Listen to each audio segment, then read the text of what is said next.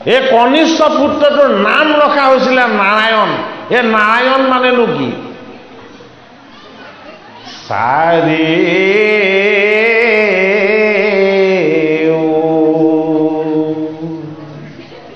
বেদৰ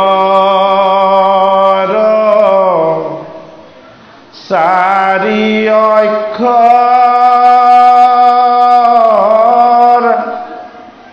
হাৰকা হিয়ানি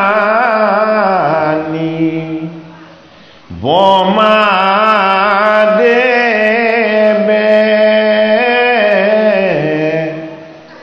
অবেকত কৰি থৈলা নাৰায়ণ বাণী।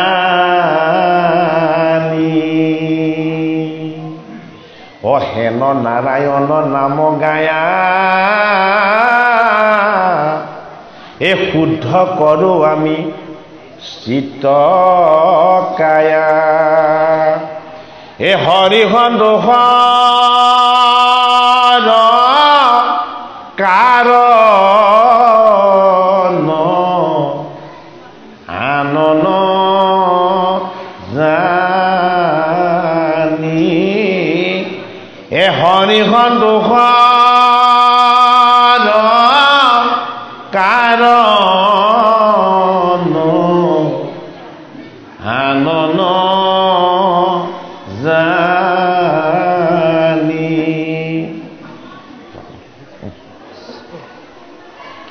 চাৰি বেদৰ সাৰটো কোনে মন্থন কৰিছিলে? সৃষ্টিকৰ্তা ব্ৰহ্মাই। বেদ চাৰিখন ক'ত আছে? এই চাৰিখন বেদ ক'ত আছে? গ্ৰন্থৰূপত আছে, হয়নে বাৰু? সাঁচিপাতৰ পুথিৰ আকাৰত আছে এতিয়া চাগে, সি ছপাশালতো ওলাইছে। কিন্তু এই বেদ কি আছিলে? এই বেদ আছিলে অপৌৰুষেয়। অপৌৰুষেয় মানে কি? বেদৰ স্ৰষ্টা নাই। যিটো বস্তুৰ স্ৰষ্টা নাথাকে তাক কোৱা হয় অপৌৰুষেয় বুলি। কিন্তু ভাগৱতৰ কি আছে? ভাগৱতৰ স্ৰষ্টা আছে, বেদৰ স্ৰষ্টা নাই। এই বেদক বিভাজন কৰিছে বেদক ব্যাসে, সেইটো কাৰণে চাৰি বেদ। ব্যাসে বেদক বিভাজন কৰাৰ কাৰণেহে তেওঁৰ নামটো বেদব্যাস। বেদক বিভাজন কৰিলে তেওঁ। ঋক, যজু, সাম, অথৰ্ব এই চাৰি বেদৰ পৰা চাৰিটা তত্ত্ব আনিলে কোনে? সৃষ্টিকৰ্তা ব্ৰহ্মাই। চাৰিখন বেদৰ পৰা সৃষ্টিকৰ্তা ব্ৰহ্মাই চাৰিটা তত্ত্ব আনিলে। এই চাৰিটা তত্ত্বক একেলগে কোৱা হয় কি বুলি? নাৰায়ণ। নাৰায়ণ। এতিয়া চাৰিখন বেদ আমাৰ লগতো আছে, আমি বিচাৰ কৰি চাইছো জানো? চাৰি বেদ যে কেৱল ব্ৰহ্মাৰে আছে সেইটো নহয়, আমাৰ লগতো চাৰিখন বেদ আছে। আমাৰ প্ৰথম বেদ হ'ল আমাৰ মুখখন। এই মুখখনক ঋগ্বেদ বুলি কোৱা হয়, যিখনেৰে বাক্য আৰোপ কৰা হয় বা বাক্য প্ৰকাশ কৰা হয়। এইটো কাৰণে চাৰিখন বেদ যদিও ব্ৰহ্মময় হৈ বাক্য ৰূপত মন্ত্ৰ ৰূপত আছে, আমাৰ লগতো চাৰি বেদ ঈশ্বৰে দি পঠিয়াইছে। আমাৰ লগত থকা চাৰি বেদ কি? প্ৰথম বেদ হ'ল আমাৰ মুখ। এই মুখপদ্মেৰে ভগৱন্তৰ নাম বস্তু প্ৰকাশ কৰিব পৰা যায়। এইটো কাৰণে এই মুখখনৰ নাম হ'ল ঋগ্বেদ। যদি কোনোবাই ভগৱন্তৰ নাম গুণ শ্ৰৱণ কীৰ্তন কৰে, তিন তৰু লতিকা কীট পতংগ এই জগতৰ সকলোৱে যেনেকে শুনিব আমিও সমানে শুনিবলৈ পাম। সেইটো কাৰণে সামবেদ আমাৰ এই কৰ্ণ। সামবেদ হ'ল আমাৰ কাণ দুখন। ঋগ হ'ল আমাৰ বাক্য, সাম হ'ল আমাৰ কৰ্ণ। যুজু, যুজু হ'ল যজ্ঞ। বোলে কি? আমি ভাল নে বেয়া তাক চাব পাৰো কিহেৰে? এই নাকেৰে, ঘাম শক্তিৰে। এইখন হ'ল যুজুবেদ। আৰু আমাৰ স্পৰ্শ শক্তিটোৰ যোগেদি আমি ঠাণ্ডা গৰম শীত উষ্ণ ইয়াক আমি পৰীক্ষা নিৰীক্ষা কৰিব পাৰো। এইখন হ'ল অথৰ্ববেদ। বোলে কি? গৰম বেছি হলে জ্বৰ হৈ যাব, যদি গৰম কমি যায় তেতিয়াহ'লে কি হ'ব চেঁচা পৰি যাব হয়নে বাৰু আমাৰ লগতো ঈশ্বৰে 4 বেদৰ তত্ত্ব দিছে কিয় এই বেদ হ'ল কি বেদ শব্দৰ অৰ্থ হ'ল জ্ঞান এই 4টা জ্ঞান ইন্দ্ৰিয়ক উৎসটোৰ ফালে যদি লৈ যাব পৰা যায় এই উৎসটো হ'ল কি এই উৎসটো হ'ল ঈশ্বৰ এইটো কাৰণে এক ঈশ্বৰৰ অনুভৱ এক ঈশ্বৰৰ চিন্তন এক ঈশ্বৰৰ উপাসনা ই জীৱক গুণৰ পৰা মুক্ত কৰি নিৰ্গুণ হৰিৰ নিৰাকাৰ তত্ত্বত এক কৰে সেইটো কাৰণে সেই তত্ত্বটোৰ নাম হ'ল নাৰায়ণ না মানে নাই ৰা মানে ৰং ইয় মানে আকৃতি আৰু মূৰ্ধন্য ন কাৰণে তাৰ কোনো আকাৰ যাৰ কোনো আকাৰ নাই আকৃতি নাই ৰং নাই সেই তত্ত্বটোৰ নাম হ'ল নাৰায়ণ তাক চকুৰে দেখা নাযায় হাতেৰে চুব পৰা নাযায় কেৱল অনুভৱ কৰিব পৰা যায় সেইটো কাৰণে পৰম আনন্দ ৰসময় কোটি সূৰ্য সম প্ৰকাশ হয় মহাভাগৱত নহন্দ যাবি বেকত জগতগুৰু শ্ৰীমন্ত শংকৰদেৱ গুৰুজনাই ভাগৱতৰ 6ষ্ঠ স্কন্ধৰ অজামিলৰ অনুশোচনাৰ পাছত কি কৰিছে তেখেতে কবিৰ উপদেশ আগবঢ়াইছে এই কবিৰ উপদেশৰ যোগেদি কি কৰিব বিচাৰিছে ভাগৱতৰ 6ষ্ঠ স্কন্ধৰ পদে আমাক কি উপদেশ দিছে সেই উপদেশখিনি আমাক জনাই কৈছে যে সত্য যুগত ধৰ্মৰ 4 পদ অক্ষুণ্ণ আছিলে ত্ৰেতা যুগত ধৰ্মৰ 3 পদ অক্ষুণ্ণ আছিলে দ্বাপৰ যুগত ত্ৰেতা যুগত ধৰ্মৰ 2 পদ অৰ্থাৎ 3 পদ যদিও আছিলে দ্বাপৰ যুগত ধৰ্মৰ 2 পদ আছিলে আৰু কলি যুগত কি হ'ল ধৰ্মৰ গোটেই কেইটা পদে ভংগ হৈ গ'ল কলি আৰম্ভ হোৱাৰ লগে লগে ধৰ্মৰ পদ কেনেকৈ ভংগ হৈছে আমাক তাত্ত্বিক ৰূপত দেখুৱাইছে প্ৰথম ধৰ্মৰ পদ ভংগ কৰিছে কোনে পাণ্ডৱৰ নাতি পৰীক্ষিতে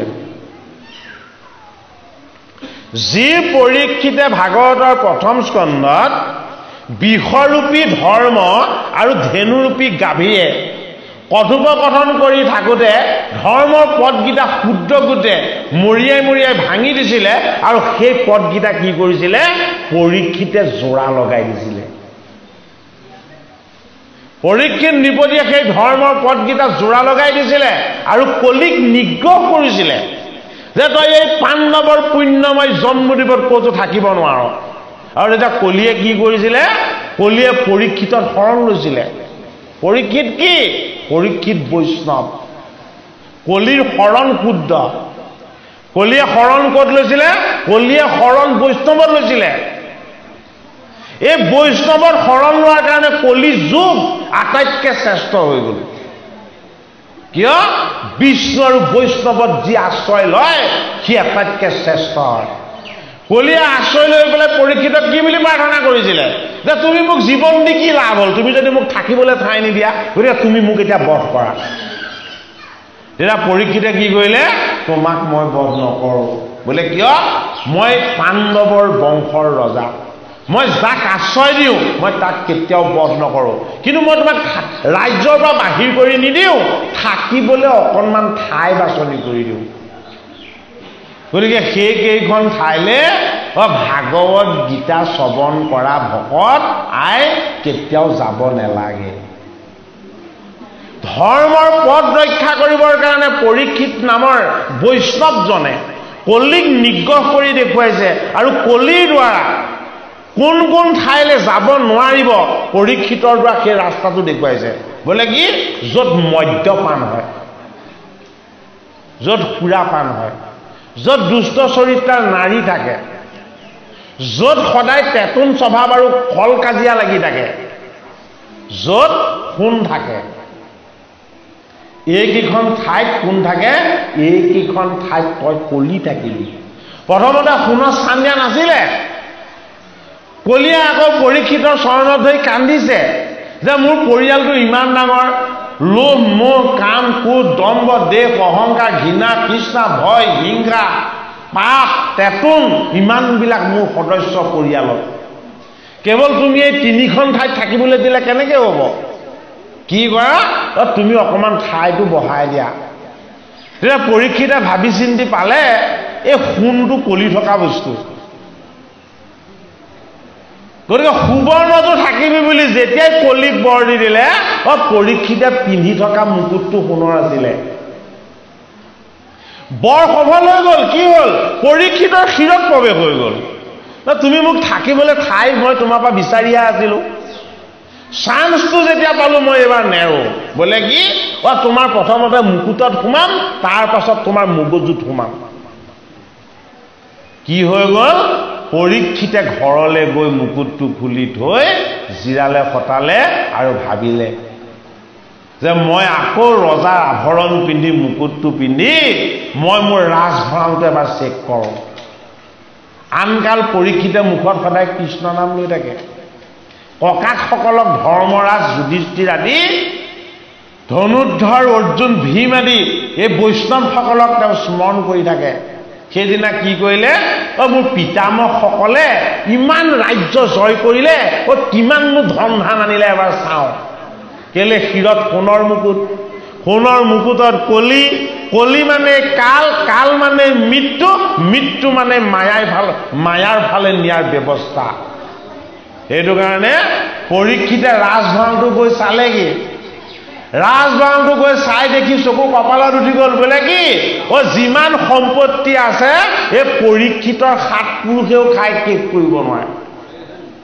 ইমান সম্পত্তি পাণ্ডৱে ঘটি দি থৈ গৈছে তেতিয়া পৰীক্ষিতে কি হ'ল কৃষ্ণক পাহৰি পেলালে কিয় পাহৰিলে ধন সোণ ইমান বেছিকৈ আছে যে এতিয়া আৰু কৃষ্ণক প্ৰয়োজন নাই ওলাই আহিলে আহি সিংহাসনত বহি পেলাই ভাবিছে মই এতিয়া কি কৰোঁ সদায় কৰি থকাখিনি মই আজি নকৰোঁ যিটো কোনোদিন কৰা নাই মই আজি সেইটোকে কৰোঁ বোলে কি আজি মই পহু মাৰিবলৈ যাওঁ ক'ত অৰণ্যত আজি মই মৃগয়া কৰিবলৈ যাওঁ পিঠিত এটা তোণ ল'লে এই তোণটো এটা প্ৰতীক কি ধৰ্ম আৰু অধৰ্ম ন্যায় আৰু অন্যায় সেইটো কাৰণে দুখন মুখ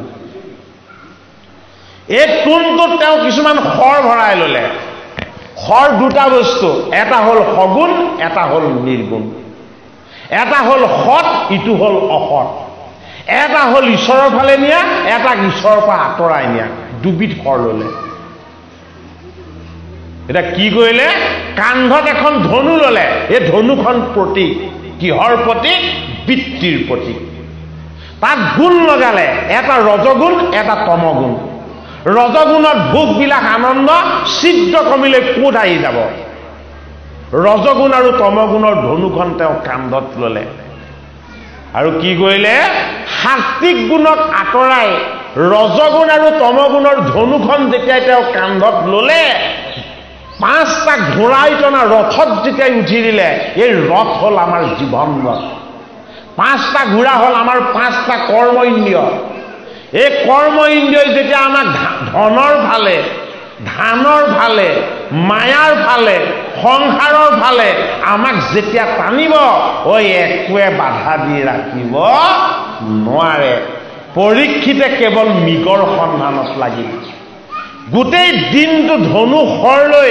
ধনু শৰ জুৰি কেৱল মৃগ খেদাত লাগি থাকিলে একটা মৃগও বধ কৰিব নোৱাৰিলে কি হ'ল শেষত তেওঁ পিয়াহত আকুল হ'ল গতিকে ভোক পিয়াহ জীৱৰ লগত থাকিলেই সময়ত অন্ন আৰু সময়ত জল ল'ব লাগিবই এইটো সত্য কথা পৰীক্ষিতৰ সেইবাৰ পিয়াহ লগা নাই কি হৈছে কণ্ঠ শুকাই গৈছে বোলে তৃষ্ণা কিমান ভোগ কৰিম ইমান সম্পত্তি ৰাজভঁৰালত আছে এই অৰণ্যখনত পহুৰে ভৰি আছে অকণমান জলপান কৰি মই আকৌ মৃগ বধ কৰাত লাগি যাম পৰীক্ষিতৰ মনটো কলিৰ ফালে ঢাল খালে কলিৰ ফালে ঢাল খোৱা মনটোক এতিয়া ঈশ্বৰৰ ফালে আনিব লাগিব কেনেকৈ আনিব পৰীক্ষিত হ'ল বিষ্ণু ভক্তৰ ৰজা ঈশ্বৰে এটা কাম কৰিলে বোলে কি তোমাক জল বিচাৰি সমীক ঋষিৰ আশ্ৰমলৈ নিওঁ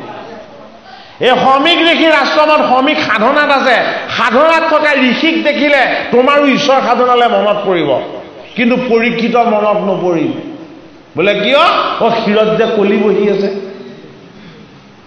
পৰীক্ষিতে ঋষিজনক তপস্যা কৰি থকা দেখি কি বুলি ভাবিলে মই হলো ক্ষত্ৰিয় তুমি হলা বামন সেইটো কাৰণে মোক দেখি নেদেখাৰ ভাও কৰিছা তুমি সাধনময় আৰু মই সংসাৰী সেইটো কাৰণে তুমি মোক কি কৰিছা তুমি মোক ভেদ দেখিছা বাক্যই বেয়া ৰূপ ললে তপস্যা কৰি থকা ঋষিজনে নিৰ্বাণত স্থিত হৈ আত্মা ঈশ্বৰত এক হৈ আনন্দত ৰমণ হৈ আছে আৰু পৰীক্ষিতে সেই ঋষিজনক কটু বাক্য প্ৰয়োগ কৰি গালি পাৰি আছে বাক্য ব্ৰহ্মময় শক্তি বেয়া বাক্যৰ দ্বাৰা পৰীক্ষিতৰ কায়িক দেহটো অশুদ্ধ হ'ল পৰীক্ষিতৰ মন অশুদ্ধ হ'ল আৰু পৰীক্ষিতৰ পাপ অৰ্জন হ'ল এই পাপৰ প্ৰতীকেই হ'ল মৰা সাপ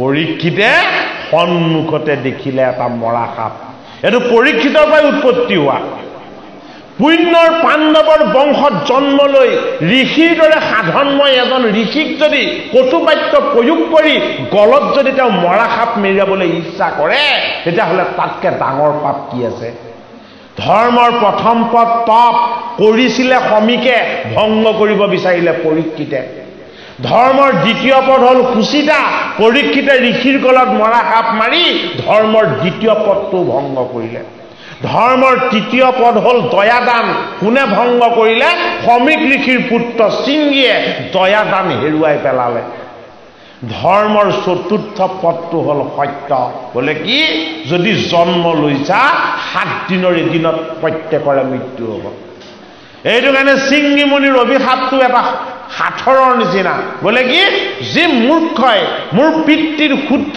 দেহত অপবিত্ৰ মৰা সাপ মেৰিয়াবলৈ সাহস কৰিছে সাধনময় ঋষিৰ সুচিতা নষ্ট কৰি এই পৃথিৱীলৈ যি অমংগল আনিব বিচাৰে সেইজন পৃথিৱীত থাকিলে আৰু পাপ হ'ব সেই কাৰণে কি কৰিলে 7 দিনতে তক্ষকনাকে দংশন কৰি পৰীক্ষিতক মৃত্যু দিয়ক ধৰ্মৰ চতুৰ্থ পদ হ'ল সত্য বোলে কি আমি যদি জন্ম লৈছো এদিন মৰিম যতৈশ্ৰহে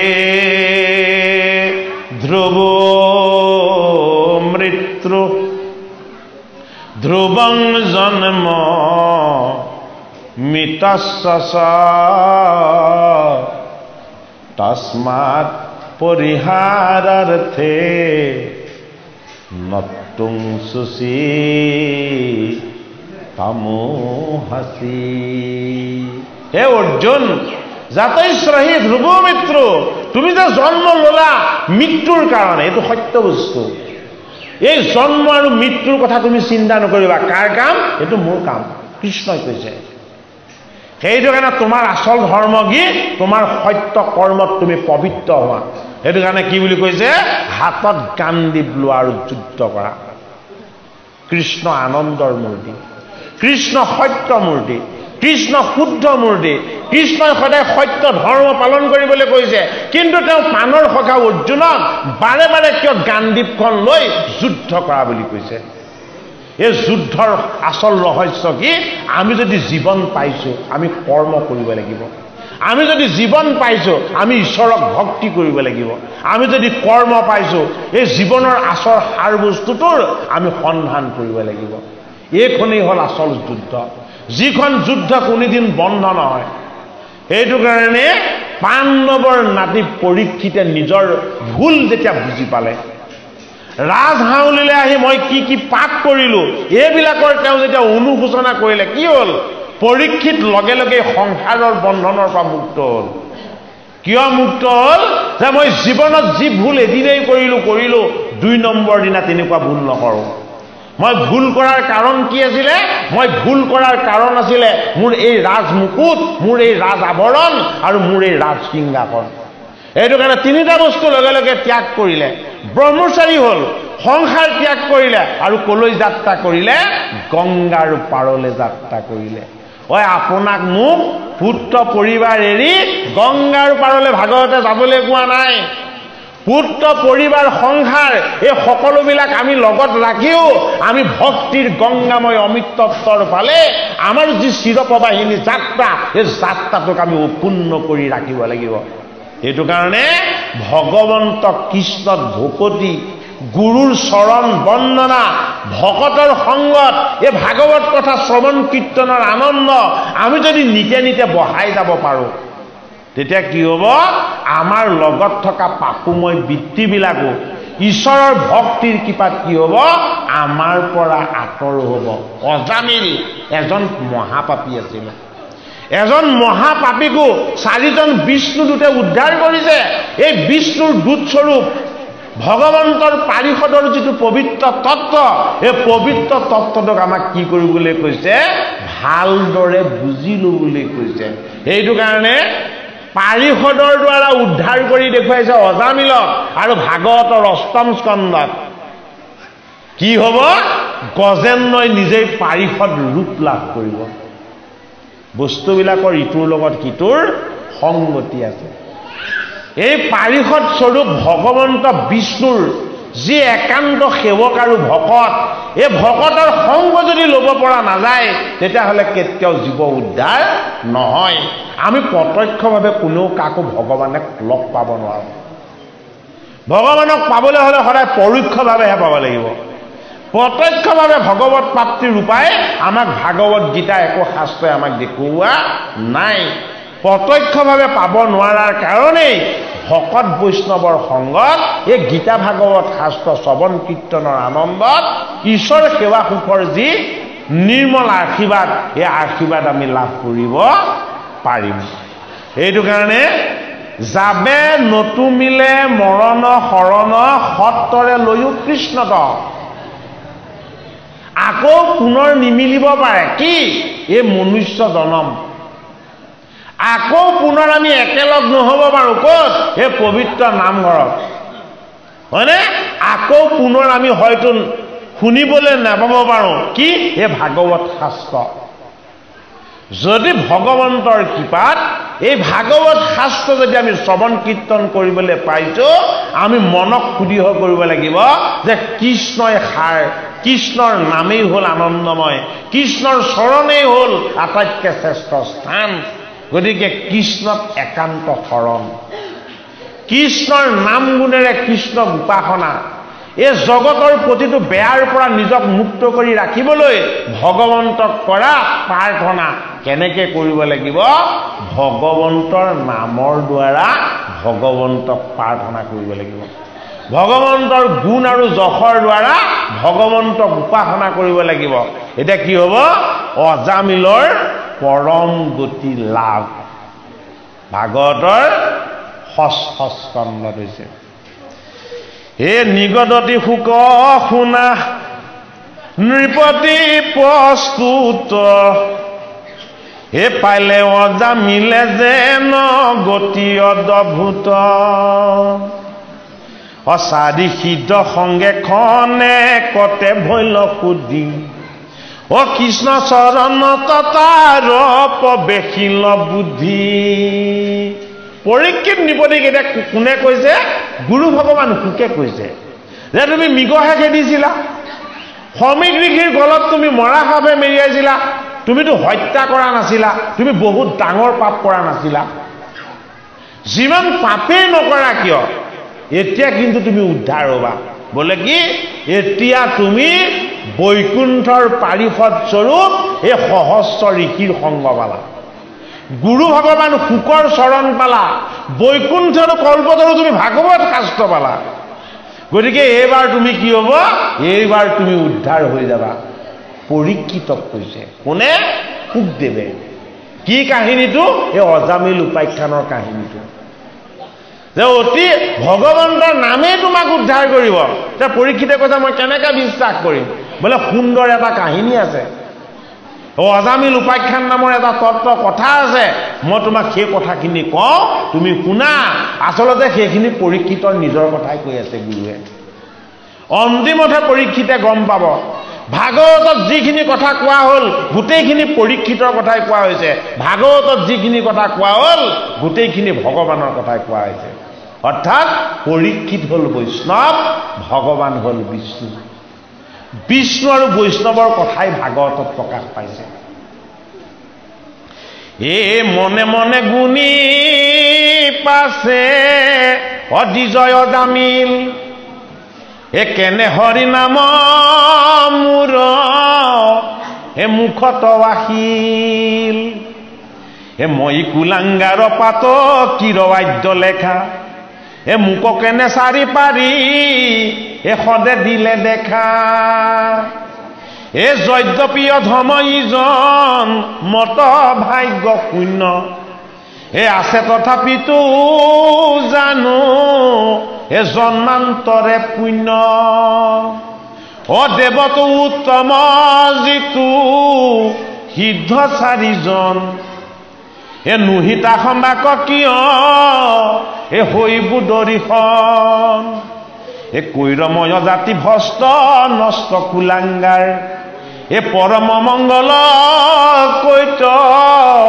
এ নামৰ উচ্চাৰ, ঐ এতেকে জানিলো পূৰ্ব এ পুণ্য কিছু আছে, এ তাতে সেয়া শিল চাৰি এ সিদ্ধ মূৰ কাছে, এ নাৰায়ণ হেন নাম আখিল জিহ্বাত, এ তাতে হেৰাইলো ঘূৰ এ কিংকৰৰ হাত, ও যেবে মোৰ পূৰ্ব পুণ্য নাছিলে কহন্তে, ও জিহ্বাত আখিল নাম এ কিষ কমৰন্তে।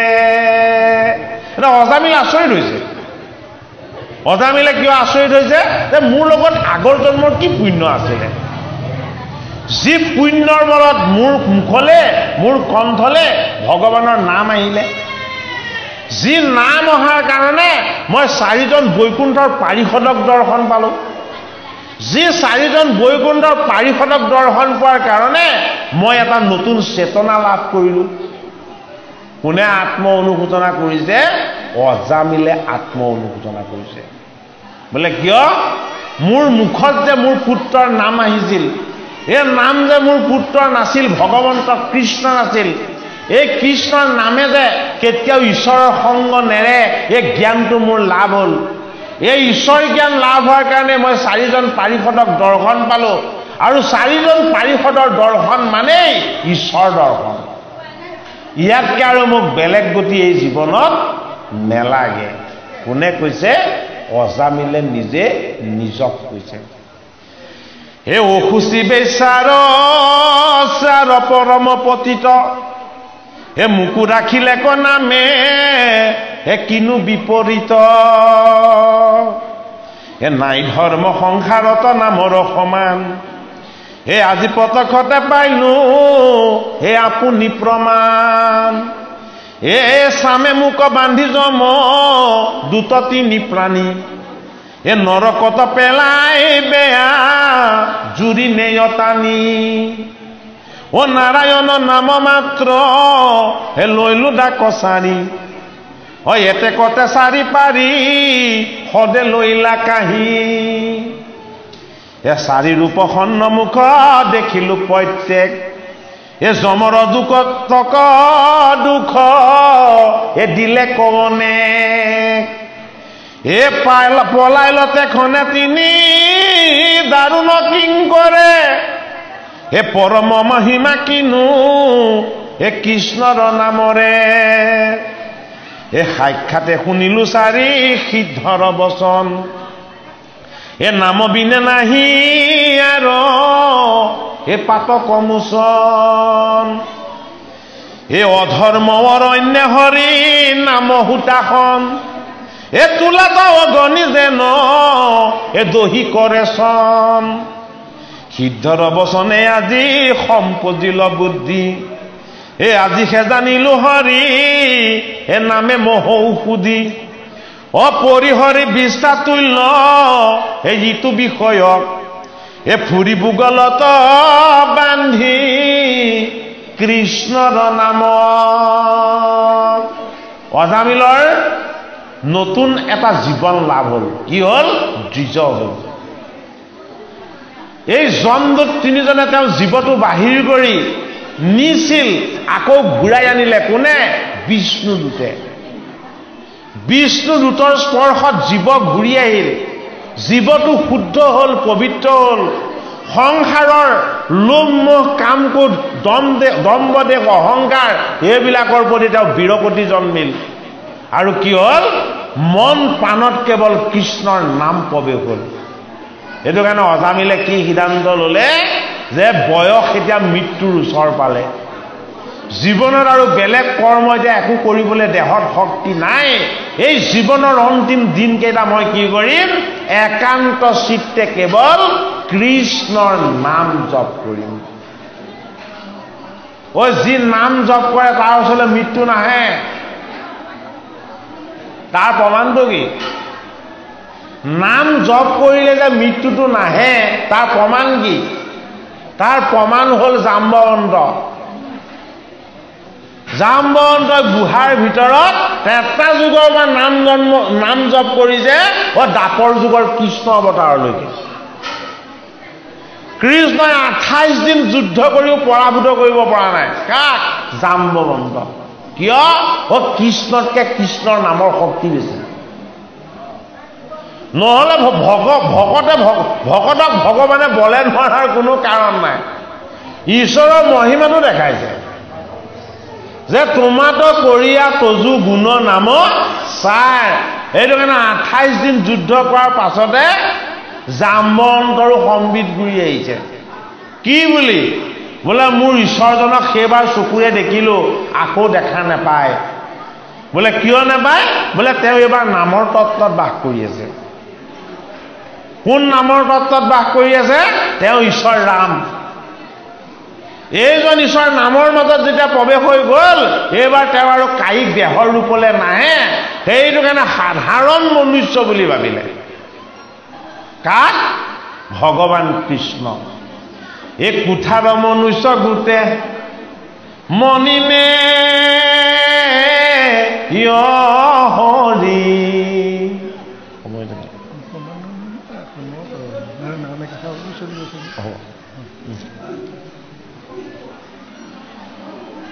এই মনুষ্যৰ শৰীৰ পাই জাম্বৱন্তই মৃত্যুকো জয় কৰিছিলে কিহৰ দ্বাৰা ভগৱন্তৰ নাম বস্তুৰ দ্বাৰা ভাগৱত শাস্ত্ৰত ভগৱান কৃষ্ণৰ নামতকে শ্ৰেষ্ঠ ধৰ্ম নাই এই নাম ধৰ্মত আশ্ৰয় লোৱাৰ পাছত বেলেগ দেৱ দেৱী পূজা পাতল এইবিলাকলৈ যোৱাটো কেতিয়াও উচিত নহয় এক কৃষ্ণৰ নাম গুণ শ্ৰৱণ কীৰ্তনেই হ'ল শ্ৰেষ্ঠ বিচাৰ গতিকে আপোনাৰ খবৰ আজি অনুষ্ঠান ভাগত আমি ভগৱন্ত ঈশ্বৰ কৃষ্ণৰ অকণমান চৰণ সেৱাৰ সুযোগ পালোঁ অনুষ্ঠান ভাগ সামৰণি দিশলৈ অকণমান যাওঁ যেহেতু সময়ো প্ৰায় 2টা বাজিবৰ সময় হৈছে এষাৰ নামো চলাম বুলি কৈছে পাঠভাগ সামৰিলে চলাব দেই ঠিক আছে আমি অকণমান পাঠ কৰি আপোনাৰ খবৰ আজ্ঞা আৰু আশীৰ্বাদ লৈ যিহেতু বহিছিলোঁ গতিকে আপোনালোকৰ যদি আজ্ঞা হয় তেতিয়াহ'লে আমি দোহাৰি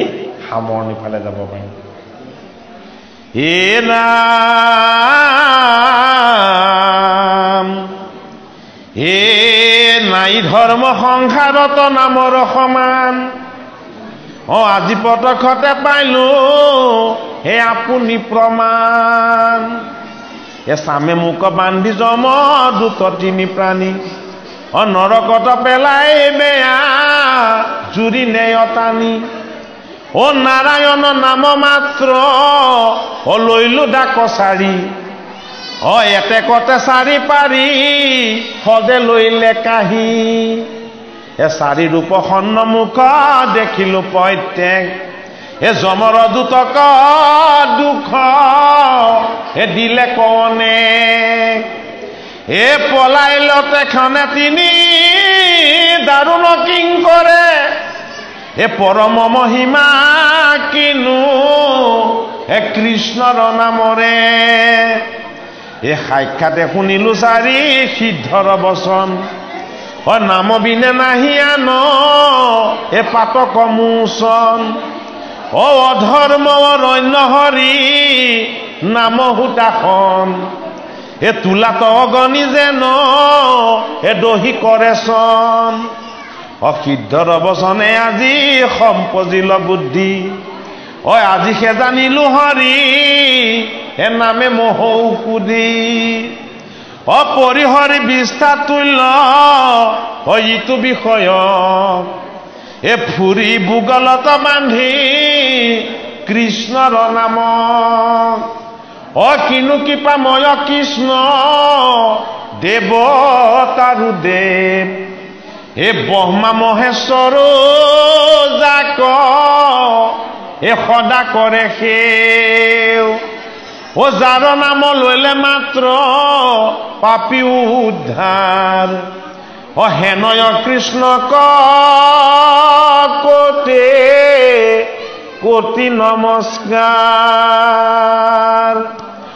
কৃষ্ণ পিতা মাতা গতি হেমতি প্ৰতিপান কৃষ্ণৰ চৰণ বিনে নিশ্চিন্তু গুৱান আজি ধৰি মনে মই কৰিলো নিশ্চয় গৈলো কৃষ্ণ চৰণত আপুনি বিক্ৰয় লৈলো কৃষ্ণ তই এক শৰণ সাক্ষাৎ নপাৰো পুনৰপি যেন যাতনা কৃষ্ণ ৰেখে চৰণক চিন্তিবু চিত্তত কৃষ্ণ ৰেখে নামময়ী ৰাখিবু মুখত শুনিবু সদায়ে কৰ্ণে কৃষ্ণ ৰেখে কথা হৰি ভকতক নেত্ৰে দেখিবু সৰ্বথা হস্ত দুয়ো কৰিবু কৃষ্ণ ৰেখে কাম সদাশিৰে কৰিবু কৃষ্ণক প্ৰণাম হৰি নাম হে ৰাম ৰাম ৰাম কৃষ্ণ ৰেখে চৰণক চিন্দেব চিত্তত কৃষ্ণ ৰেখে নামময়ী ৰাখিব মুখত শুনিব সদায়ে কৰ্ণে কৃষ্ণ ৰেখে কথা হৰি ভকতক নেত্ৰে দেখিব সৰ্বথা হস্ত দুয়ে কৰিব কৃষ্ণ ৰেখে কাম সদা শিৰে কৰিব কৃষ্ণক প্ৰণাম হৰি ৰাম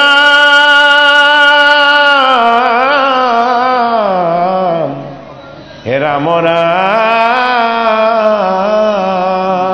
ৰাম জয় ৰাম জয় নাৰায়ণ জয় কৃষ্ণ জয় জগত গুৰু শ্ৰীমন অপৰাধ বিনাশন তজ নাম নাৰায়ণ অজানি নামে পখিলো শৰণে আনগতি নাহিকে মৰণে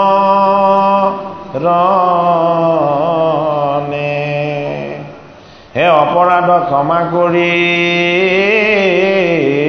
তুমি দয়াশীল হৰি মোক ৰক্ষা কৰিও চৰণে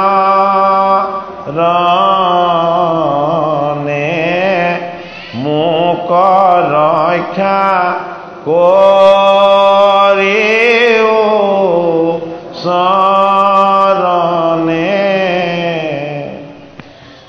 শ্ৰীমন্ত শংকৰ হৰি কতৰ জানা যেন কল্পতৰু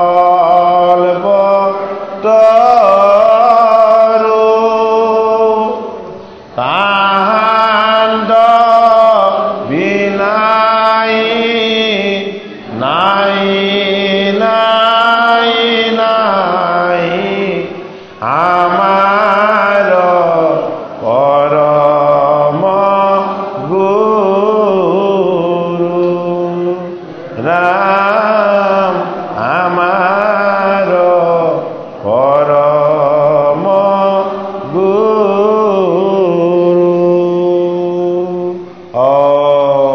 হৰি